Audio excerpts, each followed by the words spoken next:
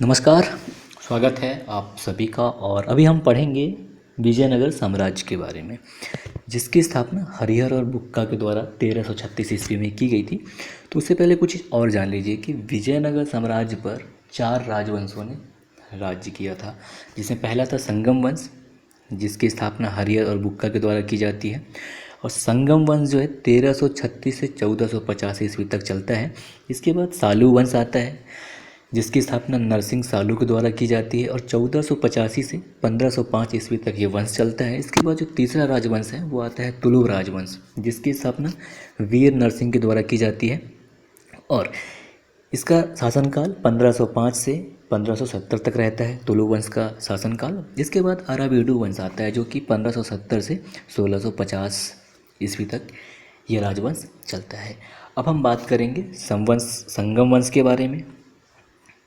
तो संगम राजवंश, जिसका की स्थापना हरिहर और बुक्का के द्वारा की गई थी, और ये राजवंश 1336 से 1485 ईस्वी तक चलता है। तो इसका संस्थापक जैसा कि कहा हरिहर और बुक्का है। तो पहले हरिहर शासन करते हैं, उसके बाद बुक्का शासन करते हैं। तो हरिहर का शासन 1336 ईस्वी से 1356 ईस्वी तक रहता है। अब अगर हम इनके थोड़ी सी बैकग्राउंड के बारे में अगर बात कर लें, तो हरिहर और बुक्का, तो यानी कि जो संगम राजवंश की स्थापना हुई, उसके पीछे कुछ जो कहानी है वो ये है कि दक्षिण भारत में तुगलक सत्ता यानी कि मोहम्मद बिन तुगलक के शासनकाल में राजनीतिक उठापटक हो रहा था। और ये दोनों क्या थे, जो हरिहर और बुक्का, ये हालांकि 5 भाई थे, लेकिन जो मुख्य दोनों भाई थे हरिहर और बुक्का, तो ये वारंगल के काकती राजा के सामंत हुआ करते थे और बाद में काम्पिली राज्य में या जो कर्नाटक में था वहाँ ये मंत्री बन गए थे। और हुआ ये था कि एक मुस्लिम विद्रोही को शरण देने के कारण मोहम्मद तुगलक काम्पिली पर आक्रमण करता है और उसको जीत लेता है। उसके बाद इन दोनों भाइयों को, हरिहर और बुक्का को, अपने राज्य ले जाता है बंदी बनाकर और उनको इस्लाम धर्म में दीक्षित करता है। और बाद में इनको यानी कि हरिहर और बुक्का को विद्रोहियों से निपटने का जिम्मेदारी देता है। फिर क्या होता है, ये लोग जैसे तैसे करके ये अपने गुरु से मिलते हैं, जिनका नाम विद्यारण्य होता है। और इसके अलावा एक भाष्यकार जिनका नाम सायण है, सायण, उनसे प्रेरणा लेते हैं और उनके गुरु विद्यारण्य के आदेश पर ये हिंदू धर्म में फिर से दीक्षित हो जाते हैं और अपने पिता के नाम पर अपने साम्राज्य का नाम संगम वंश रखते हैं। और उसके बाद फिर ये शासन करते हैं। तो हरिहर के द्वारा हरिहर और बुक्का, ध्यान दीजिएगा, दोनों के द्वारा संगम वंश की स्थापना की जाती है। और हरिहर जो कि पहला शासक होता है संगम राजवंश का, ये 1336 से 1356 ईस्वी तक शासन करते हैं। तो हरिहर था, जिसे हरिहर प्रथम भी कहा जाता है, तो ये अपनी पहली राजधानी अनेगोंडी को बनाया था। और 1346 ईस्वी में इसने अपने राज्य का विस्तार किया और होयसल राज्य को जीता। और 1353 ईस्वी में हरिहर के द्वारा मदुरा को जीतकर विजयनगर की सीमा को और फैलाया जाता है। इसके बाद इसका उत्तराधिकारी, इसका भाई बुक्का आता है, जो कि 1356 से 1377 ईस्वी तक शासन करता है। और इसने साम्राज्य का बहुत ही ज़्यादा विस्तार किया और इसने अपना जो विस्तार है लगभग तमिल का जो रामेश्वर है वहाँ तक करता है। और इसके द्वारा, बुक्का के द्वारा, वेद मार्ग प्रतिष्ठापक की उपाधि ग्रहण की जाती है। और इसके द्वारा 1374 ईस्वी में चीन में अपना एक दूत मंडल भेजता है। और बुक्का की अगर हम बात करें तो ये बहुत ही धार्मिक सहिष्णु व्यक्ति था और इसने अपने राज्य में जैन, बौद्ध, ईसाई, मुस्लिम आदि सभी धर्मों को धार्मिक स्वतंत्रता प्रदान किया था। इसके अलावा बुक्का ने वेदों के ऊपर टीकाएँ लिखवाई थी और तेलुगु साहित्य को प्रोत्साहन दिया था। इसके बाद बुक्का के बाद फिर आता है हरिहर द्वितीय, जो कि 1377 से 1404 ईस्वी तक शासन करता है। और उससे पहले एक चीज़ और जान लीजिए कि जो बुक्का, जो कि 1356 से 1377 ईस्वी तक शासन करता है, और इसका युद्ध बहमनी साम्राज्य के शासक मुहम्मद शाह प्रथम के साथ होता है, जिसमें पहली बार भारतीय इतिहास में तोपों का प्रयोग होता है। तो इसलिए बुक्का से क्वेश्चन पूछा जा सकता है, मतलब ये विजयनगर साम्राज्य का था और मुहम्मद शाह जो कि बहमनी साम्राज्य का था, तो दोनों के बीच युद्ध होता है और ये काफ़ी लंबा खिंचता है ये युद्ध। तो इसमें क्या है, मार काट होता है, मतलब कोई एक दूसरे को जीत नहीं पाता। लास्ट में इनमें समझौता होता है और फिर दोनों संधि करके फिर अपने राज्य को वापस ले लेते हैं, ऐसा होता है। तो बहुत ही ज़्यादा मार काट होता है इस युद्ध में। और इस युद्ध में पहली बार भारतीय इतिहास में तोप का प्रयोग किया जाता है, तो ध्यान दीजिएगा। इसके बाद जो नेक्स्ट है वो है हरिहर द्वितीय, जो कि 1377 से 1404 ईस्वी तक शासन करता है। और ये बेलगांव और गोवा को अपने अधीन कर लेता है। साथ ही साथ ये श्रीलंका पर भी आक्रमण करता है। यानी कि देखा जाए तो हरिहर द्वितीय जो कि 1370 से 1404 ईस्वी तक शासन करता है, एक अच्छा शासक था। और इसके बाद फिर आता है देवराय प्रथम का शासक, जो कि 1404 से 1422 ईस्वी तक शासन करता है। और इसके बाद जब ये बैठता है तो फिर इस फिरोज शाह बहमानी इसके ऊपर आक्रमण कर देता है, जो कि बहमानी साम्राज्य का शासक होता है। और इस युद्ध में देवराय प्रथम हार जाता है। और जब हारता है तो संधि करने के बाद देवराय प्रथम फिरोज शाह बहमानी को 10 लाख ऊँट देता है, साथ ही साथ मोती देता है और हाथी भी देता है बहुत सारा। इसके अलावा सुल्तान फिरोज शाह बहमानी के साथ अपनी बेटी का बेटी का शादी भी करना पड़ता है। और दहेज के रूप में बांकापुर एक क्षेत्र है वो भी देना पड़ता है देवराय प्रथम को। इसके बाद जो नेक्स्ट है वो है देवराय द्वितीय। ये काफ़ी महान शासक था विजयनगर साम्राज्य का, और ये संगम वंश का। 1422 से 1446 ईस्वी तक शासन चलता है ये। और इसने सेना को मजबूत बनाने के लिए बहुत सारा कार्य किया। इसके अलावा जो इनकी प्रजा थी वो इसको इमाडी देवराय यानी कि महान देवराय कहा करती थी। साथ ही साथ इसे इंद्र का अवतार माना जाता था। और बहुत सारे अभिलेखों में इसे गज बेटकर यानी कि हाथियों का शिकारी कहा गया है। तो देवराय द्वितीय को गज बेटकर भी कहा जाता है। और इसके शासनकाल में ईरानी राजदूत अब्दुल रज्जाक इसके यानी कि विजयनगर साम्राज्य का भ्रमण करता है।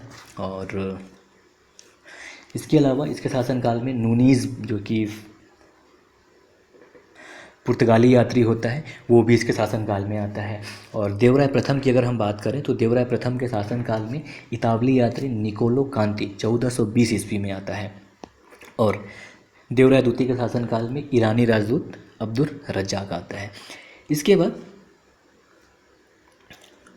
देवराय द्वितीय की अगर हम बात करें तो जैसा कि बताया आपको कि ये महान शासक था संगम वंश का, और प्रजा इसको इमाडी देवराय कहती थी। साथ ही साथ इसे गज बेटकर भी कहा गया है यानी कि हाथियों का शिकारी। इसके अलावा ये साहित्य का भी महान संरक्षक था। और इसने संस्कृत में इसने 2 टीका लिखी थी, एक महानाटक सुधानिधि पर और बादरायण के ब्रह्मसूत्र पर इसके द्वारा टीका लिखा गया था। इसके बाद जो नेक्स्ट शासन है वो है मल्लिकार्जुन आता है, जो कि 1446 से 1465 ईस्वी तक संगम वंश के राजा के रूप में राज्य करते हैं। और मल्लिकार्जुन के शासनकाल में चीनी यात्री माह्यू जिसका नाम माहुआन होता है वो 1451 ईस्वी में विजयनगर साम्राज्य की यात्रा पर आता है। इसके बाद मतलब यहाँ पे अभी सब शासन कमज़ोर होने लगते हैं। फिर इसके बाद मल्लिकार्जुन के बाद विरूपाक्ष द्वितीय आता है, जो कि 1465 से 1485 ईस्वी तक शासन करता है। और इस संगम वंश का अंतिम शासक था। और इसके समय बहुत ही ज़्यादा जनता का शोषण किया जाने लगा था और ये अपने राज पर कंट्रोल नहीं कर पा रहा था। तो क्या होता है, इसका एक जो सामंत होता है जिसका नाम नरसिंह सालू होता है वो इसकी हत्या कर देता है और एक नए राजवंश सालू वंश की स्थापना करता है, जो कि 1485 से 1505 ईस्वी तक चलता है ये। और ये बस इसका एक ही शासक रहता है, नरसिंह सालू, जो प्रमुख हैं। इसके बाद नरसिंह सालू की हत्या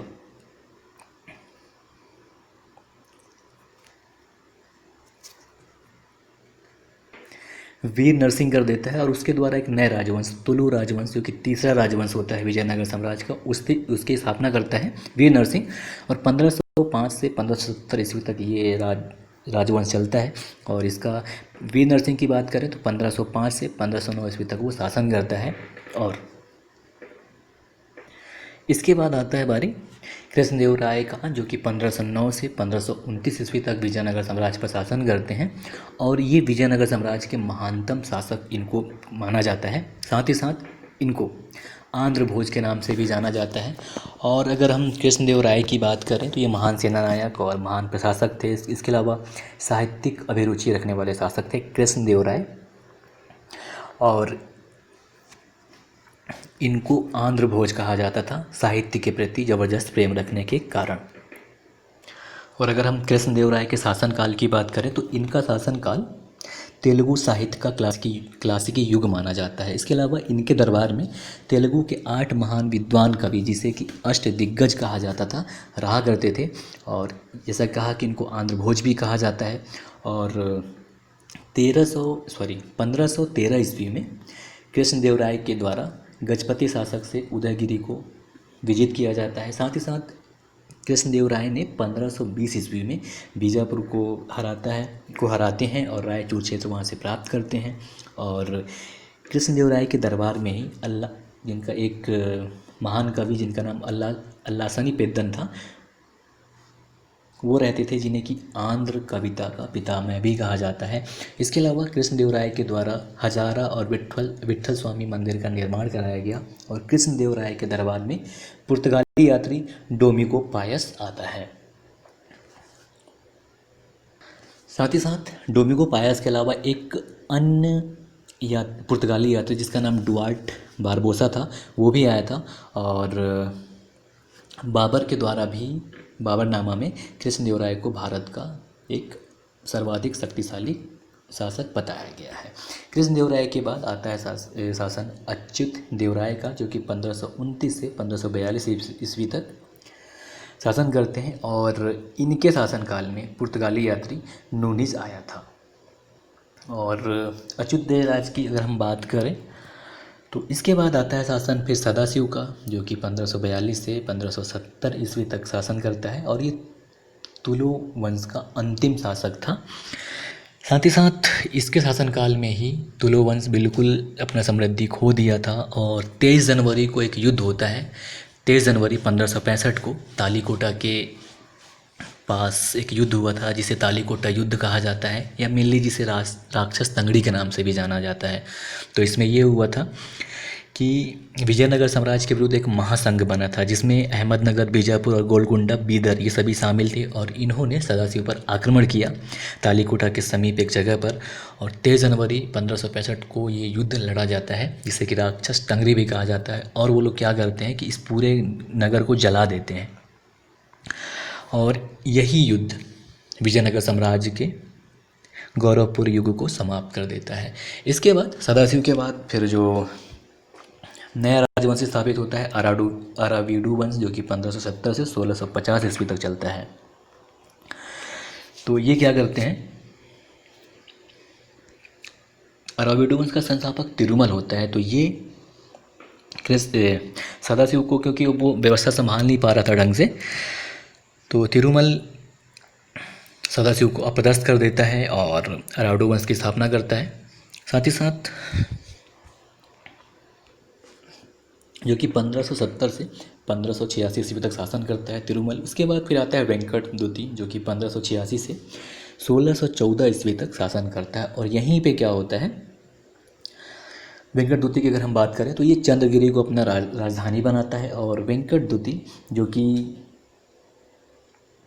स्पेन के राजा फिलिप तृतीय से इसका पत्र व्यवहार चलता था। और वेंकट द्वितीय की अगर हम बात करें तो इसे चित्रकला में बहुत ही ज़्यादा रुचि थी। इसके अलावा वेंकट द्वितीय के शासनकाल में ही राजा ओडंगार ने इससे 1612 ईस्वी में मैसूर राज्य की स्थापना करने की प्रार्थना की, और फिर वो अनुमति मिल जाता है। तो ओडायगर वंश राजवंश की स्थापना होती है, जिसमें आगे चलकर हैदर अली एक छोटा सा सेना से उभरते हैं और एक नए राजवंश की स्थापना करते हैं। तो ये वेंकट द्वितीय के शासनकाल में हुआ था, कि जिसे उदियार या ओएडार वंश भी कहा जाता है। तो उसकी स्थापना 1612 ईस्वी में राजा ओएडार के द्वारा की जाती है। फिर वेंकट द्वितीय के बाद इस वंश का अंतिम शासक श्रीरंग तृतीय होता है। और अब हम थोड़ी सी विजयनगर साम्राज्य की प्रशासन की अगर हम बात करें तो विजयनगर साम्राज्य का जो प्रशासन था ये राजतंत्रात्मक था, यानी कि राजशाही था। और राजा को ईश्वर माना जाता था, ईश्वर का अवतार भी नहीं बल्कि ईश्वर माना जाता था। और राजा के चयन में राज्य के मंत्रियों के साथ साथ नायकों की महत्वपूर्ण भूमिका रहा करती थी। नायकों की बात करें तो सेना नायक से संबंधित है। और अच्युत देवराय की बात करें तो इन्होंने अपना राज्याभिषेक तिरुपति मंदिर में संपन्न कराया था। और जो राजा था ये न्याय का सर्वोच्च अधिकारी यानी कि न्यायाधीश होता था। और जो शासक हुआ करते थे ये धर्म के मामले में धर्मनिरपेक्ष नीति का अनुसरण करते थे। और अगर हम प्रांतीय प्रशासन की बात करें तो जो प्रांत होते थे यानी कि जिसे राज्य कहते थे, और प्रांत के अंदर मंडल आते थे, और मंडल जो होते थे जिलों में विभक्त होते थे। और इन जिलों को कोट्टम या वलनाडु कहा जाता था। और जो कोट्टम यानी कि ज़िले थे ये नाडु में विभक्त थे, और इनको तहसील माना जा सकता है आज के डेट में। और एक चीज़ ध्यान दीजिएगा कि जो ये विजयनगर साम्राज्य है ये मेनली इस चीज़ के लिए भी बहुत ज़्यादा प्रसिद्ध है कि यहाँ न्यायालंकार और अयंगार की व्यवस्था थी इसकी वजह से। और ये बहुत ही, हालांकि एक न्यायालंकार व्यवस्था की बात करें तो एक प्रकार का ये सामंती व्यवस्था ही था। और न्यायालंकार व्यवस्था में ये होता था कि ये जो सेना नायक से जो सेना नायक होते थे उनको नायक कहा जाता था। और उनके बदले में उनको, मतलब उनके सैलरी के बदले में उनको ज़मीन प्रदान की जाती थी, जिस पर वो क्या करते थे, जिस ज़मीन को अमरम भूमि कहा जाता था। और उस अमरम भूमि पर वो कृषि कार्य और जो भी करना चाहते थे वो करते थे, और उसके बदले में अपने आय का एक हिस्सा राजा के राजकोष में जमा करते थे। और इससे जो भी आय होती थी उस आय से वो सैनिक रखते थे और राजा का मदद किया करते थे। तो ये न्यायालंकार व्यवस्था थी। और अगर अयंगार व्यवस्था की बात करें तो ये क्या था कि प्रत्येक गांव में एक स्वतंत्र इकाई का गठन किया जाता था, और जो कि गांव पर शासन करने के लिए 12 शासकीय व्यक्तियों को नियुक्त किया जाता था। और इन 12 शासकीय अधिकारियों के समूह को अयंगार कहा जाता था। और अयंगार की नियुक्ति सरकार के द्वारा की जाती थी। और ये क्या करते थे कि जो अयंगार होते थे इनकी पद अनुवांशिक होती थी। साथ ही साथ अयंगार व्यक्ति या तो अपने पद को बेच सकते थे या फिर गिरवी रख सकते थे। और अयंगारों को वेतन के बदले लगान और कर मुक्त भूमि प्रदान की जाती थी। अब हम थोड़ी सी अगर राजस्व व्यवस्था की बात कर लें विजयनगर साम्राज्य की, तो अब जैसे क्या है कि विजयनगर साम्राज्य भी कृषि प्रधान अर्थव्यवस्था वाला ही राज्य था। तो जो लगान था यानी कि जो कृषि पर जो लगाया जाता था कर, वो आय का मुख्य स्रोत था। साथ ही साथ ये था कि जो लगान का निर्धारण करते थे वो भूमि की उत्पादकता के अनुसार किया जाता था। और जो ब्राह्मण थे उनसे भूमि उपज का 20वां भाग लिया जाता था। और जो मंदिर था, तो जो मंदिर की भूमि हुआ करती थी उससे उपज का 30वां भाग लगान के रूप में लिया जाता था। तो एक प्रकार का मतलब ब्राह्मणों से और पंडित से सांकेतिक लगान लिया जाता था। जबकि जो सामान्यतः अगर बात करें तो राज्य उपज का 6ठे भाग को लगान के रूप में वसूल करता लगान के रूप में लेता था। साथ ही साथ कुछ अन्य कर भी थे जिनमें कदमाई था, मगमाई था, कनिक्कई था, कत्तनम था, वरम था, भोगम, वारी, पत्तम, इराई, इस टाइप से थे।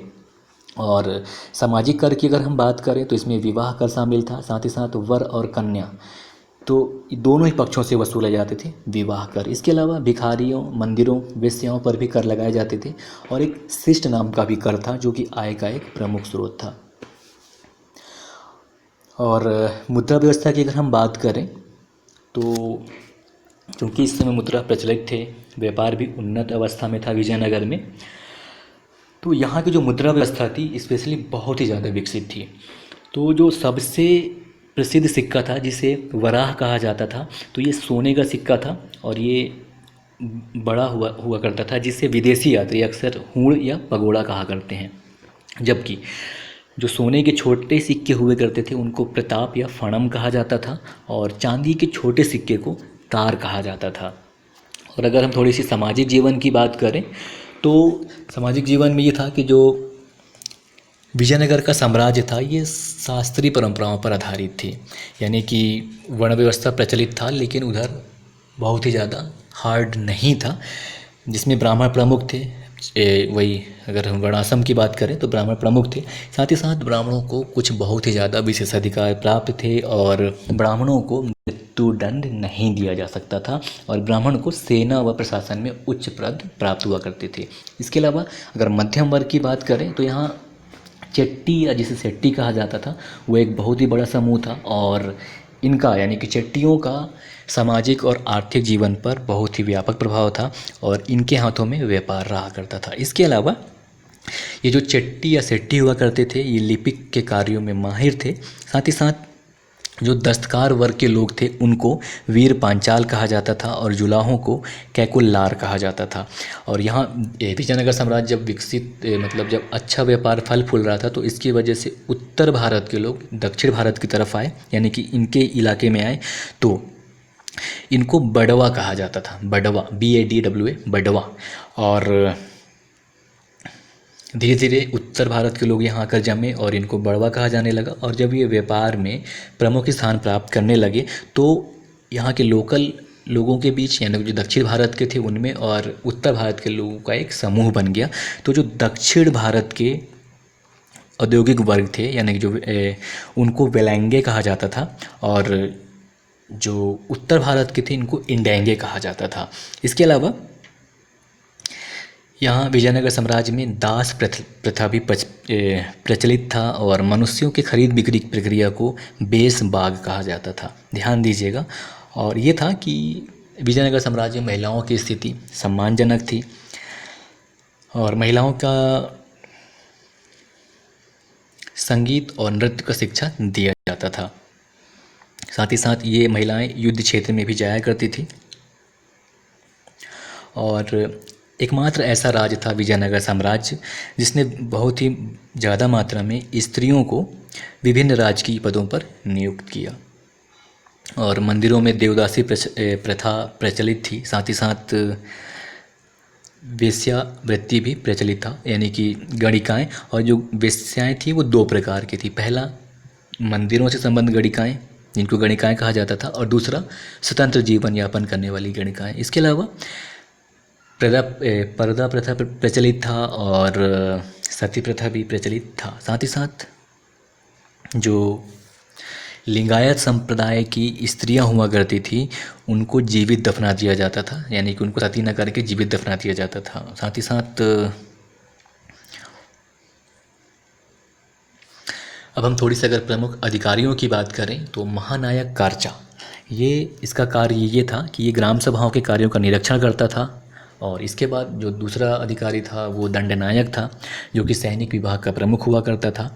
इसके बाद महाप्रधानी आता है जो कि मंत्री परिषद का प्रमुख हुआ करता था। फिर आता है सभानायक जो कि मंत्री परिषद का अध्यक्ष हुआ करता था। इसके बाद आता है रायसम जो कि आजकल का जो सचिव है ये भूमिका निभाया करता था रायसम।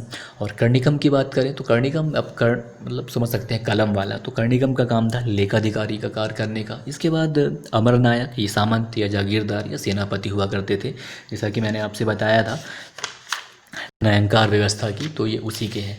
और इसके बाद अयंगार की अगर हम बात करें तो ये वंशानुगत ग्रामीण अधिकारी हुआ करते थे। और स्थानीय की बात करें तो ये मंदिर की व्यवस्था करने वाला उच्च अधिकारी हुआ करता था।